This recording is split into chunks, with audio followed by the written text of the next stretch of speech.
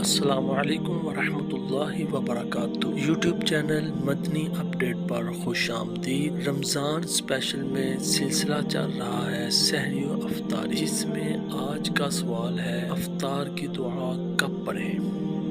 آئیے مکمل سوال اور پھر اس کا جواب سنتے ہیں۔ کیا فرماتے ہیں علماء دین و مفتیان شرع اس مسئلے کے بارے میں کہ افطار کی دعائے منصورہ کس وقت پڑھنی چاہیے، افطاری کرنے سے پہلے یا افطاری کرنے کے بعد؟ آئیے اب اس کا تفصیل کے ساتھ جواب سنتے ہیں۔ احادیث طیبہ سے یہ بات واضح ہے کہ افطار کی دعا افطار کرنے کے بعد پڑھنا سنت ہے۔ امام ابو داؤد رحمۃ اللہ تعالی علیہ حضرت معاذ بن زہرہ رضی اللہ تعالیٰ عنہ سے روایت کرتے ہیں، یعنی ان کو خبر پہنچی کہ نبی پاک صلی اللہ تعالیٰ علیہ وسلم جب افطار کر لیتے تو یہ دعا پڑھتے: اے اللہ، میں نے تیری رضا کی خاطر روزہ رکھا اور تیرے رزق پر افطار کیا۔ امام محمد بن عبد اللطیف المعروف ابن الملک اور امام حسین بن محمود المظہری رحمۃ اللہ تعالیٰ علیہ اس حدیث کی شرح میں فرماتے ہیں، یعنی یہ دعا افطار کرنے کے بعد پڑھی جائے گی۔ حضرت علامہ علی قاری رحمۃ اللہ تعالیٰ علیہ مرقات المفتاح